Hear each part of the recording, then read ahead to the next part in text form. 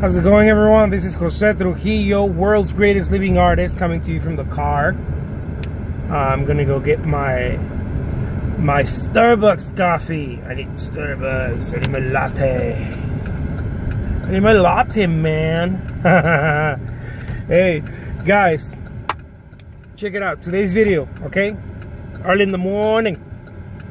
The importance to say yes to things. How important is it to say yes? Many times as artists, as people in general, but you know, let's talk about artists here. We tend to say a lot of no's. People invite us to an art show, and we're like, no, it's not my gig, even though it's maybe you do abstract work, right?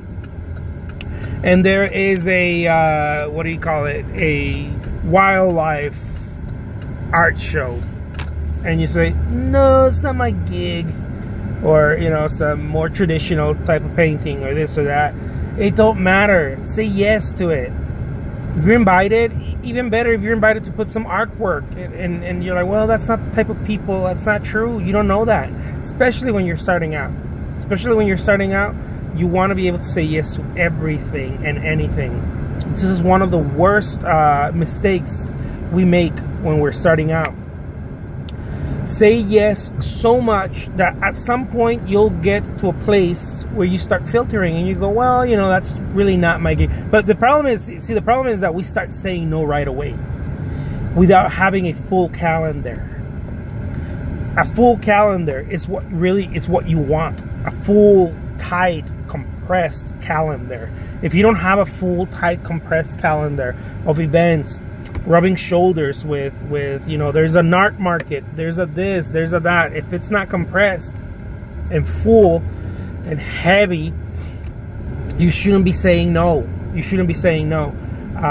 This is something that I've learned, and it took me blood, sweat, and tears to learn. Blood, sweat, and tears, man. Because often we say no to things right away, and you know, we use every excuse to not get shit done. We use every excuse in the book, right? We'll tell ourselves, that's not my clientele, that's not my it's just not the thing that I care about, or it's not big enough, or it's a mom and pop gallery, it's not really, you know, I'm looking to go and exhibit in this big, at the Whitney in New York, and blah blah blah. And if you think about it, if you just step back a little bit, you think about it, you're negating good things to happen to you. You're not in a position yet, at least this is when you're beginning, you're not in a position. And most people, I mean, I'm not trying to offend anyone, but 99% of artists are not in a position to be saying no, to constantly be saying no. We need more yeses. We need more yeses. We need to it's like that movie, I think it was called Yes Man, with Jim Carrey. you need to say a lot of yes and get to a point where you can start saying no. But when you get to a point where you start saying no, you'll know when. You'll be very far ahead in your career. I mean, I keep a very full schedule, and I don't keep it as full as I'm going to, as I know I can. I don't say no to stuff. It's very rare for me. I try not, and usually when I say no and I think it makes sense, I'm almost always wrong. And then I look back and I'm like, man, I should have said yes to that. Man, I should have said yes to that. You know, because I'm not in a position where I can be saying no to things yet.